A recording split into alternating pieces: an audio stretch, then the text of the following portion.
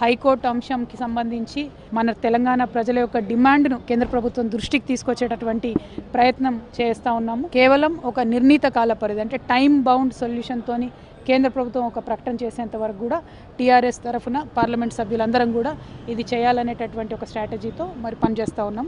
4 సంవత్సరాలు చాలా రోజులు చాలాసార్లు వెయిట్ చేశాము. చాలా సందర్భాల్లో ఎలక్షన్లలో కూడా ఇక్కడ కేంద్ర మంత్రులు వచ్చి హామీ ఇవ్వడం జరిగింది. అయినప్పటికీ హైకోర్టు మీద కదలిక లేకపోవడం అన్నది నిజంగా కూడా దురదృష్టం. రాష్ట్రాల విభజనకు సంబంధించినటువంటి అంశాలన్నీ కూడా కేంద్ర ప్రభుత్వం చొరవ తీసుకుంటే అయిపోయేటటువంటి అంశాలే ఉంటాయి. అందులో హైకోర్టు కూడా ఒకటి.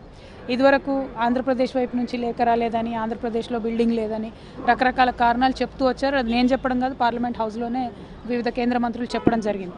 ఆ తర్వాత నిరంతరం మేము చేస్తున్నటువంటి డిమాండ్కి ఇప్పుడు మళ్ళీ సుప్రీంకోర్టు మీద దోయడం అన్నది నిజంగా కూడా మంచి పరిణామం కాదు.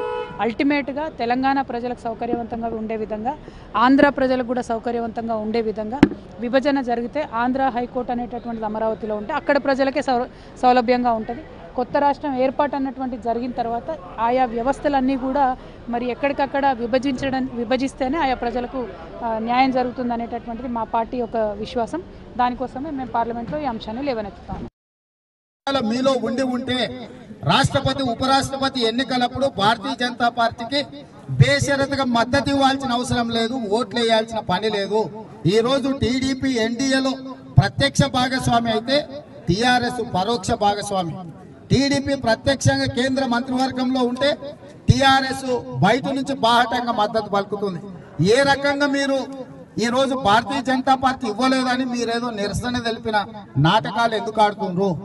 మీ చేతిలో కేంద్ర ప్రభుత్వం జుట్టున్నప్పుడు, కేంద్ర ప్రభుత్వం మెడలు వంచి హైకోర్టును సాధించుకునే అవకాశం ఉన్నప్పుడు మీరెందుకు బేషరతుగా కేంద్ర ప్రభుత్వానికి మద్దతు పలికిండ్రు? ఏ నరేంద్ర మోడీ గారి ఒత్తిడికో అమిత్ షా గారి ఒత్తిడికో మీరు ఎందుకు లొంగిపోయారు? మీరేమో ఎన్నికల కంటే ముందు గానీ ఎన్నికల తర్వాత గానీ బీజేపీతో పొత్తు పెట్టుకోలేదు కదా. మీరు బీజేపీ భాగస్వాములు కాదు కదా. మరి మీరు బీజేపీ భాగస్వాములు కానప్పుడు రాష్ట్రపతి ఉపరాష్ట్రపతి ఎన్నికల సందర్భంగా, నోట్ల రద్దు జీఎస్టీ బిల్లుల సందర్భంగా మీరు ఎందుకు బేషరతుగా నరేంద్ర మోడీ గారికి మద్దతు పలికారు? ఏంటండి, వీడియో నచ్చిందా? అయితే ఓ లైక్ వేసుకోండి, లేదంటే ఓ కామెంట్ చేయండి. ఎప్పటికప్పుడు మా వీడియోస్ చూడాలంటే సబ్స్క్రైబ్ చేసుకోండి.